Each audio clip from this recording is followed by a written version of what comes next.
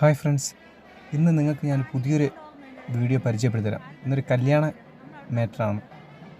ഇതെൻ്റെ ഒരു കുടുംബത്തിലുള്ള കല്യാണം തന്നെയാണ്. ഇന്നത്തെ തലമുറയ്ക്ക് കിട്ടാതെ പോകുന്ന ഒരു സൗഭാഗ്യം കൂടിയാണ് ഞാൻ നിങ്ങൾക്ക് പരിചയപ്പെടുത്തുന്നത്. ഒളിച്ചോടുന്നവരും തന്നിഷ്ടം കാണിക്കുന്നവർക്കുള്ളൊരു വീഡിയോ ആണ്. അതുമാത്രമല്ല, വരും തലമുറയ്ക്ക് ഇങ്ങനൊരു ആചാരം പണ്ട് കാലങ്ങളിൽ ഉണ്ടെന്നുകൂടി അറിയിക്കുന്നൊരു വീഡിയോയും കൂടിയാണിത്.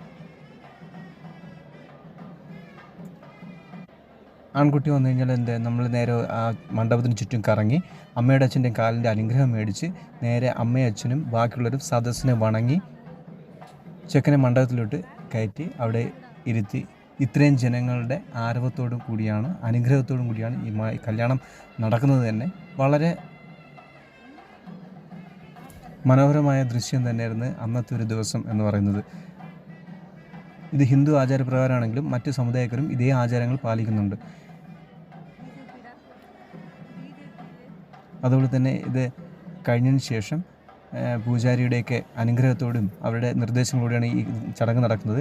അതിനുശേഷം പെൺകുട്ടിയെ വിളിച്ചു വരുത്തുമ്പോൾ തന്നെ അവരെ ആനയിക്കാനായിട്ട് കുറേ അവരുടെ സഹോദരിമാരും അവരുടെ ബന്ധത്തിലുള്ള കുഞ്ഞുങ്ങളെയാണ് ആദ്യം ഫ്രണ്ടിൽ നിർത്തി ഒരു താലപ്പൊലിയോടുകൂടിയാണ് വധുവിനെ ആദരിച്ചു കൊണ്ടുവരുന്നത്.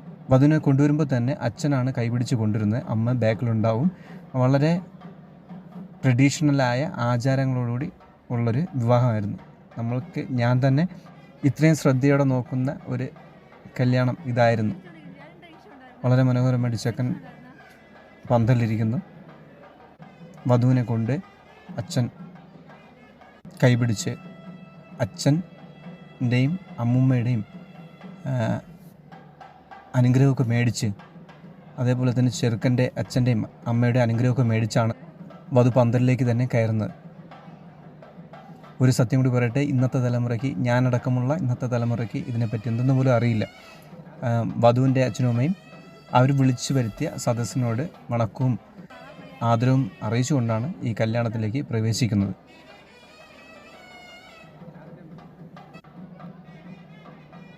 അതുപോലെ തന്നെ പൂജാരിയുടെ നിർദ്ദേശപ്രകാരം ബാക്കി കുറേ ചടങ്ങുകളുണ്ട്.